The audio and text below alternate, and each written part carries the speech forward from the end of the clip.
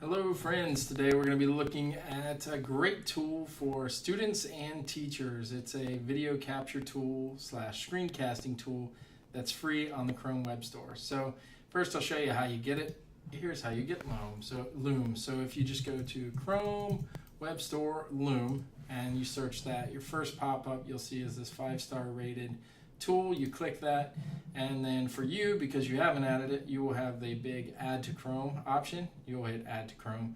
First time you use it, you'll have to hit allow for the camera and allow for the microphone. It's very easy setup though. So that's what you would do to get to Loom. So once you've added it, now I can be in any program on Chrome or anything really on my computer.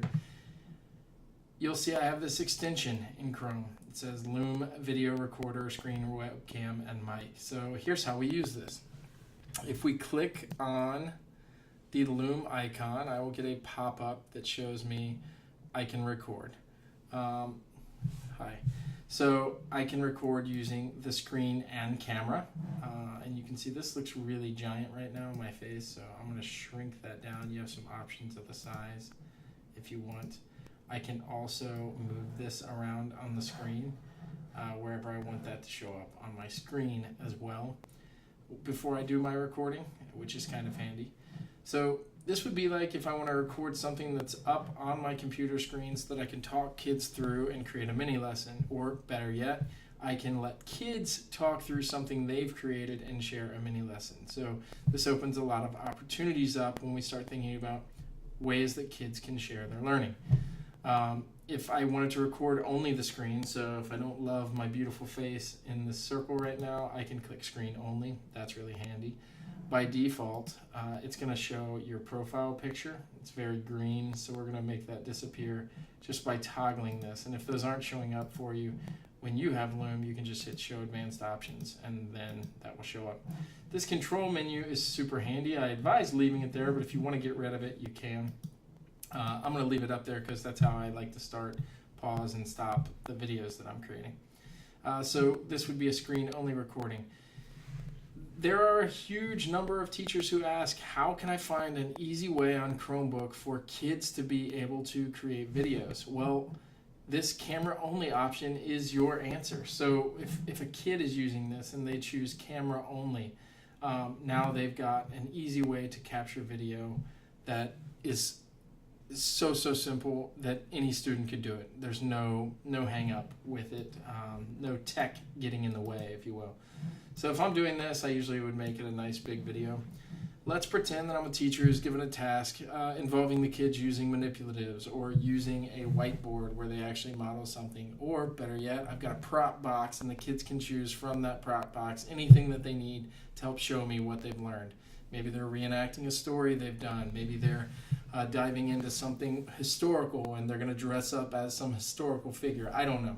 Video opens up a huge number of options. I'm sure you guys can be creative and come up with some ways to do that. But simple enough for the kids, they would choose camera only and they would hit start recording. And once they hit start recording, it gives them a countdown. Ta-da! Fabulous. Now it's recording the student. One thing that I really love about Loom is this little control icon here. If I hit pause, now it's paused. Okay, it's not recording anything that I'm doing right now.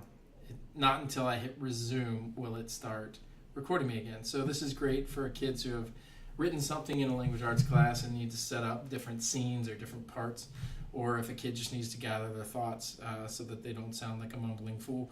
That's a great tool for that as well. So when I hit resume, it's going to keep recording. Whenever the student finishes or the teacher who's using it finishes, they just hit the green check mark. Boom. And you'll see this pop up, copied. The recording link is copied, which is fabulous. It's going to process the video. I will say the processing happens a lot quicker. I am running two screencasting tools at the same time right now, so it's going to take a little longer than usual. But as a teacher, if I'm making mini lessons, or as a student, if I've made a project, it's crazy easy for me to retitle this, whatever. All right. And just like that, you can see it's processed. Here's the craziest cool part. You don't have to go add this to your Google Drive or wait for it to upload somewhere else. I don't have to put it on YouTube or create a YouTube account. Loom hosts those videos right here. So I can just hit copy link, and just like that, I'm ready to share it with the world. Teachers have asked for some cool ways. How the heck do I collect links from a kid? Maybe you've never dealt with that. Well, a Google form that looks just like this is a super easy way to do that, right? So we have a spot in a Google form for the kid to put their name, student. They choose which class they're in, Bell 1, and the kid can just paste their link to Loom and hit submit. So from the student side, they just fill out that really fast link. It takes no time, it wastes no class time. From the teacher side, you end up getting a really cool tool. So I'm gonna go in here in forms and go to responses, the same form that I created. I'm gonna hit create spreadsheet, create, and now I've got this awesome list that's gonna let me access my kids' stuff right there from my spreadsheet. So now I've got a running list. What I love about using forms to do this is, let's say I have more than one kid submit this question. So kid 2 is in Bell 3. Oops, I said Bell 2. And then www.youtube.com. Whatever the link is they're submitting. Great. I'm just going to repaste our same link. It's now that I've got more than one, you'll see that this is automatically updating. So what I love about this, again, I could go in here, hit this little select angle, which is a rectangle that selects everything. So it's a good name for it, select angle. And we're going to hit data and then sort range. All right. Now, as teachers, we like to have stuff by class and then alphabetically. So we can do that. We can say, that my data has a header row. I'm going to sort by bell number first, and then I'm going to add another sort column and sort by name. If you wanted to classify this last name, great. But if we do that, it sorts the sheet. You have your links for your kids, easy peasy. And that's a great way to collect some of those video tools as well. As a teacher, you may want to think through some ways that you could share mini lessons that you've created using this tool. So an easy way to do that would just be to go into Google Docs, and we're just going to call this mini lesson library. So if this is a mini lesson I've created, I've got the option to title these whatever I need to. So maybe this is my awesome science unit lessons, and here's lesson 1, why science is so cool. All right, so I made this Loom lesson on why science is so cool. I just need to create a link to this so that my kids are going to be able to quickly see this and have this accessible to them as I update my library. So here's what I'll do. Let's pretend that I'm not in the Loom app. I'm just going to create a new tab, and I can go to useloom.com, and you'll see when you're signed in, it'll keep track of all of your videos that you've created using Loom. This is the one that I want, the one that we just made. If I click this button, boom, it's going to copy that link, and I can go back into my mini lesson library, highlight my text, create a link.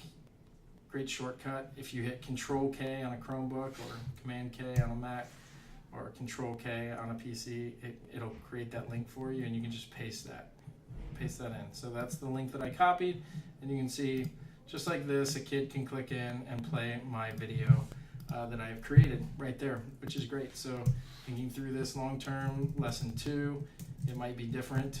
Okay, different vid. And I can go back to my Loom. It's got my library of videos I've created. If I click here to copy the link, I can go in and Control-K or Command-K and paste that in real fast. And I've got my video library started. We have teachers using this in a variety of ways right now. We have people who do their read alouds on this, so maybe they don't have time to sit with every individual kid and read aloud in the ways that they need it, but they could build a library. We have science teachers building out science mini lessons, showing them some lab procedures that kids would run through. We have a million ways that this could be used. Really anything you want to demo on the computer, the screencasting tool is where it's at. For that, you can see, if I go back here, all these screencasts that are created. Basically, these videos show up. They're hosted right here. All right, Kim, you're on audio. and it will show whatever you're doing on the screen. Super handy, great tool. Hope you guys find some value in this. If you need help, feel free to reach out. I'd be happy to help out. Have a good one.